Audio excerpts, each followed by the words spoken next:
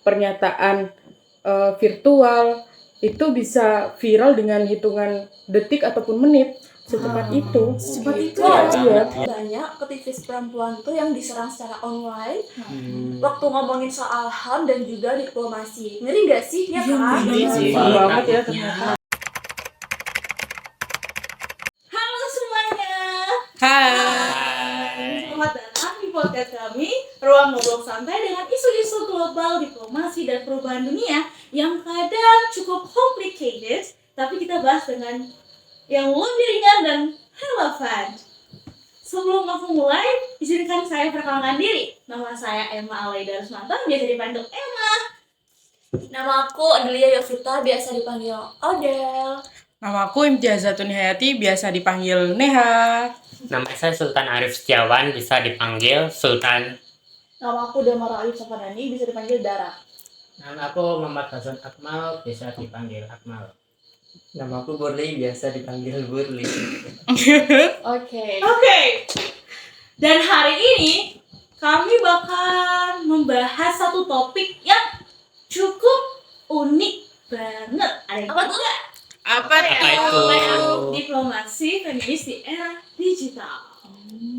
Yap, kita bakal bahas bagaimana teknologi dapat mempengaruhi cara negara-negara untuk membawa isu gender ke ranah internasional. Yuk mulai, let's go. Coba kalian bayangin, dunia kita ini makin terkoneksi lewat internet, media sosial, dan platform digital.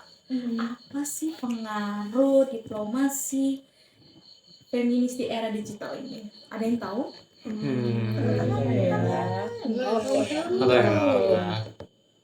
Kalau menurutku, digitalisasi itu bikin diplomasi jadi lebih terbuka sih yang pertama, karena siapapun kan di sini bisa menyalurkan suaranya, dan di sisi lain sikap luar negeri negara itu bisa kita ketahui dengan cepat kan dari cepatnya informasi lewat digital itu.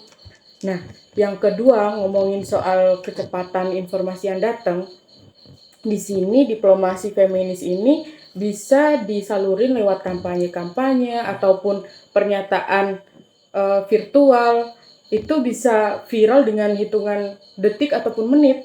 Secepat itu. Secepat itu Iya. Keren banget ya. Iya. Dan akhirnya itu jadi semua orang bisa menjangkau informasi-informasi tersebut, bahkan masyarakat sipil itu pun bisa menyalurkan suaranya, terutama kaum perempuan yang memperjuangkan nilai-nilainya atau memperjuangkan hak-haknya. Kayak gitu sih. Oh gitu. Iya. Tapi dalam konteks ini diplomasi feminis itu bisa menjangkau lebih luas dan lebih efektif asalkan tahu cara menggunakannya dengan bijak. Sebelum kita masuk ke dunia digital, kita perlu mengerti tentang apa sih diplomasi feminis itu. Iya kan? Iya. Terus langsung ke digital ya. Penonton juga kan nggak tahu ya arti feminis, diplomasi feminis, right? Betul. Mungkin ada yang bisa dijelaskan. Jadi diplomasi feminis itu adalah pendekatan dalam kebijakan luar negeri yang menjadikan kesetaraan gender, pemberdayaan perempuan, dan perlindungan kelompok sebagai prioritas utama. Diplomasi ini nggak cuma ngobrol soal perempuan ya, tapi juga ngobrol soal menciptakan sistem internasional yang lebih adil dan inklusif. Contoh negara seperti Swedia, Kanada, dan Meksiko sudah menjadi pelopor model ini. Menarik sekali ya ternyata. Tiga. Emangnya apa aja sih bentuk-bentuk diplomasi feminis di era digital? Jadi bentuk-bentuk diplomasi feminis di era digital itu, yang pertama dia ada kayak kampanye media sosial. Nah, yaitu negara atau institut diplomatik menjalankan kampanyenya dalam bentuk menggunakan hashtag seperti #SheList dan juga ada hashtag Women Peace Security. Terus yang kedua juga ada penggunaan platform virtual untuk melakukan diplomasi, yaitu dengan adanya webinar, konferensi virtual, dan bahkan forum global yang digunakan itu untuk memberikan ruang untuk perempuan dalam menyampaikan pendapat mereka. Lalu yang ketiga itu ada diplomasi dan partisipasi perempuan. Jadi di situ Kementerian Luar Negeri masa kini itu ya membuat atau ya mengangkat juru bicara perempuan. Lalu mereka juga membuat diplomasi digital untuk menyalurkannya kepada publik untuk mempublikasikannya melalui media sosial. Lalu yang keempat itu ada perlawanan digital basis gender. Nah, di situ diplomasi feminis ini melakukan advokasi kepada undang-undang global mengenai kekerasan terhadap perempuan berbasis gender di internet. Ya ampun, ternyata itu ya. Banyak ya Iya, bentuk-bentuknya. ada banyak ternyata. Seperti yang kita tahu nih, diplomasi feminis di era digital ini banyak banget peluangnya. Kira-kira ada nggak sih tantangan diplomasi feminis di era digital ini? Banyak tahu. Apa aja tuh Kak Odil?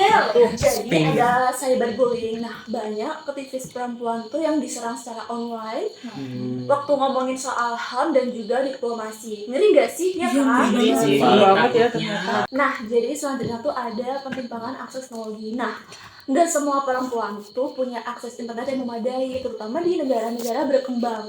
Nah, abis itu ada overinformasi dan misinformasi. Jadi diplomasi feminis di era digital ini harus bijak dan strategis dalam menggunakan teknologi, gitu. Oh, gitu ya. serem banget ya ternyata dari tantangan itu.